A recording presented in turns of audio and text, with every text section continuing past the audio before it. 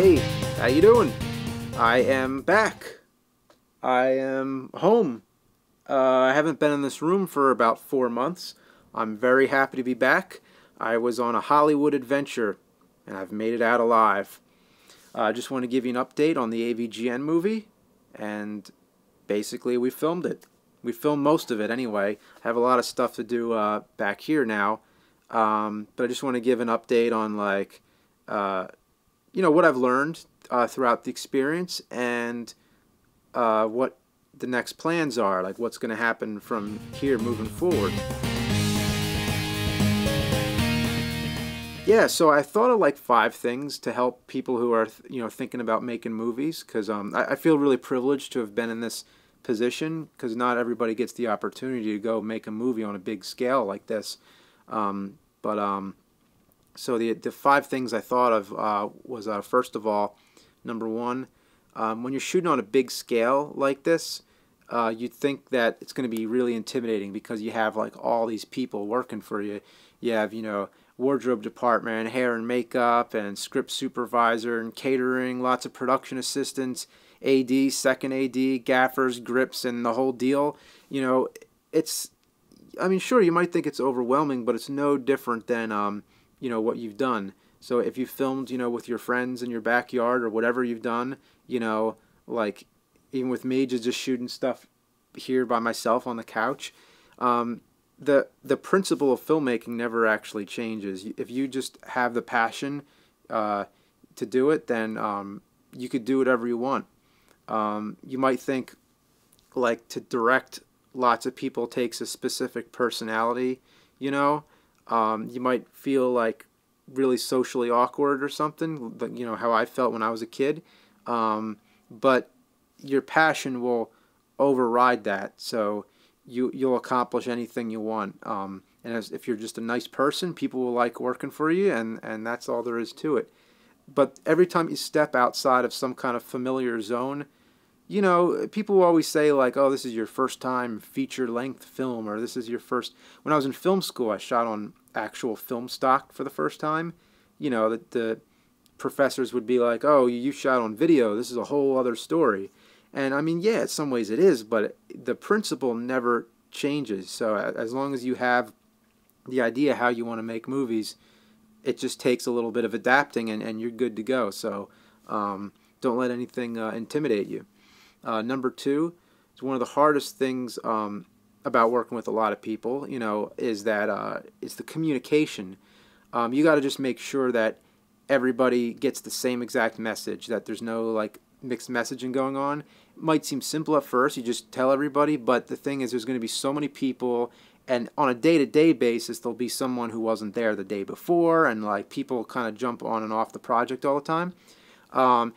So many people and things are moving so fast that you got to count on everybody getting the same message. And the specific thing I can say is keep your script up to date. Seems obvious, right? But I mean, like, the more detailed and specific your script is, describing characters' clothing, like, the more information that's in that script, the better to help communicate to all the different departments. You see, like, it's in my nature to move past the script. Things change in my mind. Even up until the last, like, night before shooting, it's like, you're always going to be, like, changing things. Kevin and I, we made all kinds of storyboards, personal notes and diagrams and stuff, and that's all good as long as you make sure that all that stuff gets distributed to all the crew. But it always comes back to the script, because that's what everybody sees. So no matter how trivial the details may seem, always make sure your script is getting updated and stays current. Number 3, compromising. It's never going to come out as good as your imagination, because your brain has no limits. But when you're faced with the reality of what you got to do, you're thinking on your toes on a day-to-day basis, and you're just dealing with problem solving, just rolling with the punches. You ever see Living in Oblivion? There's all kinds of problems that happens on a film set, and you're going to start scaling things down a bit. Thankfully we didn't have to compromise the story much, so hopefully, nothing really like is noticeable that it changed, but it's a lot of things would have to get scaled down, or we'd have to shoot something, like combine 5 shots into 1 shot or something like that, just for time and money. So you're always going to be compromising. You know, not saying to keep your expectations low or anything like that, but you got to be flexible, and always thinking right on the spot, and not taking it too you know, too hard when things got to change. Number 4 is just a sacrifice on your personal life. You know, like you always hear, you got to be crazy to make a movie. You know, but it depends, like what you do. Like if you're doing it at home and you have, you know, you're just shooting it with your friends, you know, it's not too bad. But when you're kind of in this, you're locked into this thing with like all these people and everything, and you have to stay committed to it, and answering people's questions like at all hours of the night and everything, you know, you're going to lose so much sleep. You're not going to eat much. You know, like on a big scale like this, it's just a huge sacrifice on your personal life. And like, you know, you hear it all the time, it's stressful, but I can't even like explain how stressful it really was. It's like you're stuck on a roller coaster ride and you have no way to get off. And you know, the longer you stay on, it's like you're stuck. There's nothing to do.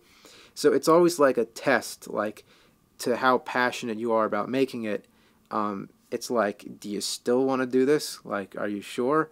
But don't let that, you know, intimidate you either. It's just kind of knowing what you're getting into. It depends on the scale of the production. So you just got to really, you know what you're up against. But yeah, it definitely takes a toll on your personal life. It took a toll on the whole cast and crew. People were working so hard to do this. I've had the fans come out as extras to come out into the desert in the hot sun, and that showed to me how committed you really are. I mean, sending donations is one thing, but coming out, you know, in the desert with us, that was it showed me how much people care. So as long as everybody cares and, you know, you all work together, then you could do anything. Number 5, filming in LA. It's kind of in a way, it was magical. You know, it was kind of like a dream to be shooting a movie in Hollywood. You know, because as a kid, I always thought, yeah, Hollywood, I'll never go there. But you know, you're surrounded by film history. The weather is usually more consistent, and you have the deserts, you have all the different landscapes and all these locations that you need, which is the reason it's so appealing to, you know, that's why the whole film industry is out there. But then the bad side is that it's just so expensive. And I keep saying that, like, oh, LA is expensive, but it's like they make it as expensive as they possibly can. They want your money. They want as much money from you as they can. So there's a very greedy business side to the whole thing. And if I were to do, you know, it again, well, I wouldn't change anything because I learned so much about the way things are done in LA. But you know, the next film, you know, anywhere else is cheaper. It's got to be. It's you know, ridiculous. I'm not saying not to shoot in LA, but just do a lot of research before, because I didn't do enough research. Like, you want to film a tree, you got to get a permit from the fucking squirrel that lives in it.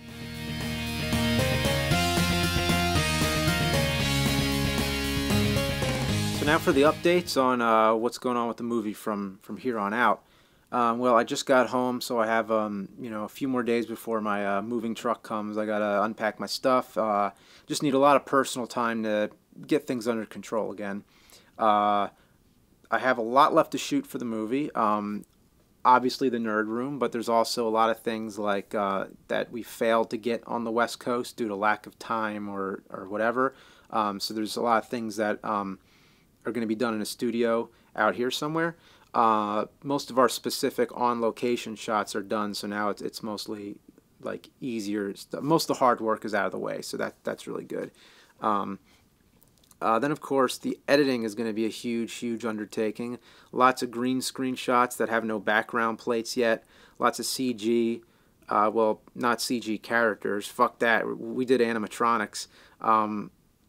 But environmental things like CG elements of like fixing things that we fucked up or removing strings, that kind of thing, you know. And then music and sound, that's going to be a whole project in itself. What next? Yeah, and then hopefully you'd see a trailer or at least a teaser of it sometime soon, but even that's going to take a while because I got to get the footage first and look through it, see how we did, and you know, put something together. Want to have some music on it and, you know, all that good stuff. Oh, and I keep forgetting, the main question that I get all the time is, like, when's the movie going to come out, or how's it going to be released? When, we have no idea. It's basically just when it's done. That's the best way I could answer it, is that when it's done, it'll be released. I'm hoping by Christmas, but I don't know how realistic that's going to be. So it's safe to say in a year, like next summer, 2013. But we don't know yet. How it's going to be released is like, it'll be on DVD, like all the nerd episodes, but that's, you know, bottom line. That's, you know, worst case scenario. We'll show it around in some theaters somewhere, but we'll probably book the theaters individually, maybe do a tour or something like that, but we're not sure yet. We'll show it at some cons, but yeah, I don't think it's, unless a mainstream distributor steps in, it's not going to be like, you know, theaters worldwide. It's not going to be like that, but it'll definitely come on DVD at the end, and it'll be you know, international. You could everybody in the world can see it. So if there's any more questions I'm forgetting or anything, just post the questions underneath this video, and then within a week I'll post a written FAQ. Yeah, and now aside from the movie stuff, what do I have coming up?